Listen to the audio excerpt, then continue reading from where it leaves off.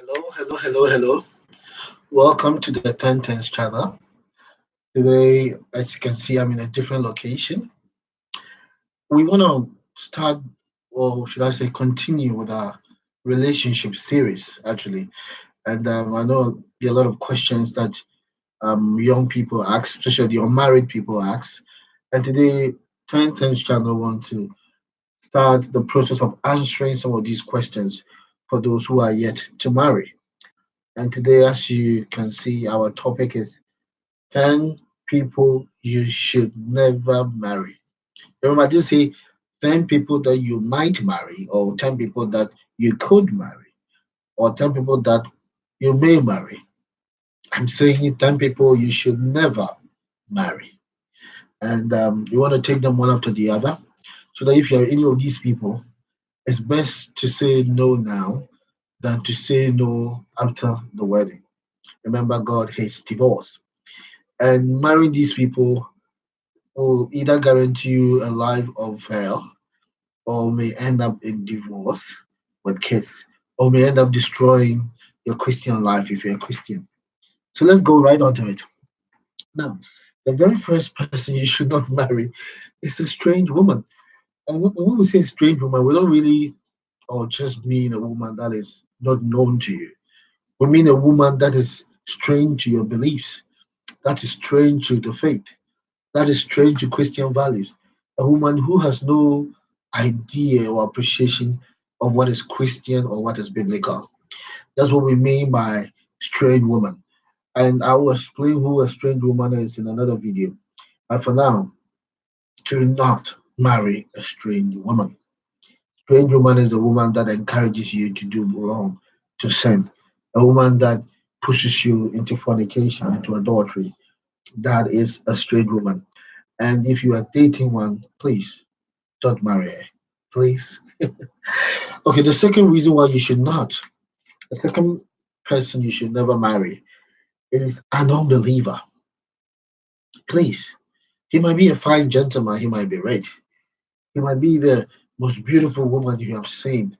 But if the person does not believe in Jesus Christ, that person is your spiritual enemy. That person is on the other side. That person is in the enemy's camp. That person will be a thorn in your flesh. Don't marry somebody to convert the person because people never truly get converted once they get married. Don't marry somebody to change him because people never change when they get married. Please do not marry an unbeliever. If you're dating one, break it. Break it now before you tell me someday in the comment section, remember, that you told me so, Mr. Ten Things. Don't marry an unbeliever. Bible says that do not be unequally yoked with unbelievers. Do not, please, under any circumstance, do not be unequally yoked with unbelievers. For there is no association, friendship, communion between light and darkness. Bible says that those who go to strange ways says that you have become one with a prostitute. You become one with her. Do not marry an unbeliever, please. The third person you should never marry is a simple minded man or a simple minded person. Who's a simple minded person? It's a person that has no wisdom. It's a person that does not appreciate danger. It's a person that does not seem to know when trouble is coming. It's a person that acts before he or she thinks. That is a simple minded person. In fact, I'll do a video solely on the simple minded person or simple minded man, and you'll see how dangerous it is to marry a simple minded person. And many have dared to marry a simple minded person, thinking they were brave or thinking that they were just these Superman, but ended up knowing that when somebody is simple minded, it's dangerous. Don't marry a simple minded woman or simple minded man. People only think of pleasure, they don't think of consequence. People only think of what they can do, get, they never think of how it affects others. Those are simple minded people. Okay, so The fourth person you should never get married to is a wicked person, a wicked man. There might be a fine unbeliever who's not wicked because of where he was brought up. There might be a fine, there might be a simple minded person, but who is not necessarily wicked. A wicked person is one that does not mind harming you, hitting you. I mean, draining you down with insults. A wicked person, the one, somebody who is easily angered, and somebody who easily uses violence to solve problems. Yes, that is a stalking trait of a wicked person. That person delights in using violence to solve his or her problems. There's an argument, she picks a ball and is using it on you. Oh, there's this discussion, and then he picks a belt. Never marry anyone, no matter who the person, no matter what the person has.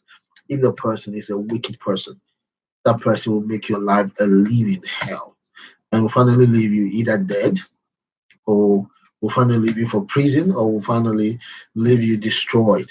Don't marry a wicked man or woman under no circumstance should you do that. God bless you as you listen. Now, the very, yes, E. Somebody say, what is the difference between a wicked person and marrying a trickster? Never marry a trickster, confident trickster, somebody who makes a living by duping people.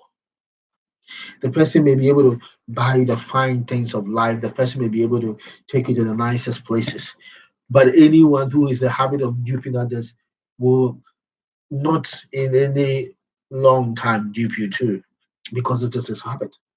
It's what he knows how to do best. Don't marry a trickster. Don't marry a con man.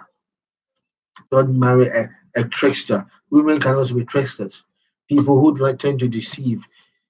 They give you an impression of how their looks and their past, which does not exist. People who know how to make flatter a man and make a man feel like he owns the world when it's just all a game. People who play with and toy with the lives and emotions of others. Don't ever marry a trickster, a con man or woman. You will regret it. If you had engaged to someone like that, please break it now before the person messes your life up. Now, who is this sixth person or the fifth? I'll check it up. Never marry a lazy man or woman. Who's a lazy man or woman? Somebody who thinks work is a curse. Somebody who thinks working hard is a problem. Somebody who believes that let me rest a little more when others are up and working. Somebody who does not work hard to save up. Someone who always thinks there's danger in working and thinks that working hard will hurt him or her somehow. There are many people like that. Women who think they should not work, men who think that they deserve more than to work. When God created man, the first thing He gave us to do was to dress and keep. He gave us work. So work did not come after the curse of the fall. Work was before. Man's purpose on earth was to work his calling. Every woman's purpose on earth is to work on his or her calling. Work is not a sin. Work is not because of a curse. Work is not because of some circumstance of disadvantage. But work is where you have your fulfillment, where you find your fulfillment. Work is what makes you who you are. So I'm telling you today, please work. Don't marry someone who does not want to work. You will regret it. That person will drag you down to poverty. That person will drag you down to ignorance. God bless you. So that was the fifth reason. Sixth reason, yes. Now the seventh reason.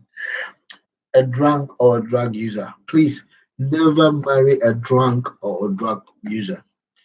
I mean, during the courting process, the person may try and control his or her drunkenness. He may just drink and sleep, or she may just drink occasionally just to please you. Remember, anything you see in the relationship with a caution is always a tip of the iceberg. You know, character is something you do when you're alone. Real habit, real addiction is something you do when you're alone. So as you're with the person will hold on to this character for some time. Because the person knows that you're not together 24/7.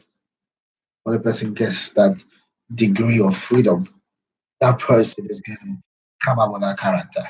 So let me tell you, please, don't marry an addict. Don't marry somebody who is addicted to alcohol or somebody who is a drunk. You will definitely regret it. Because these things do not only destroy the person's finances, destroy the person's image. These things do not only make the person less employable and do not limit the prospects alone of the person, but these things will also bring the person to a point where you have less inhibition. It may lead to wickedness, it may lead to violence, and many other things. Now, so don't marry a drunk. Please don't marry a drug user. No matter how, no matter the kind of family the person comes from, no matter the looks of the person, don't do that to yourself. Please. Number 7, 10 things. 10 people you should never marry. That's what we are doing today. 10 people you should never marry. Never marry someone who does not consider you as his or her equal, a chauvinist, a feminist. Never marry anyone who does not see you as his or her equal. Somebody who thinks you are less than him, you are so young, you are less than him, or you are so less educated that you are less than her. Somebody who thinks that, it's because of pity, it's because of gratitude. That is why he is getting married to you or she's getting married to you. Never marry somebody who does not marry you because the person thinks that she needs you, he needs you. So you are what he needs, you are what she needs. Don't marry somebody out of pity.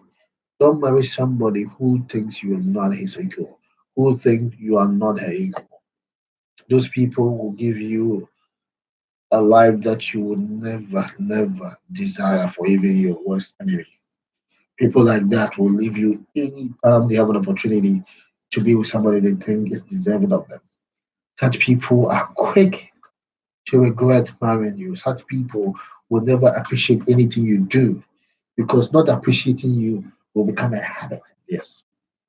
Such people will destroy your life and tell everybody that they had to go down, stoop low to marry you. Never marry somebody who does not think you're deserving of him or deserving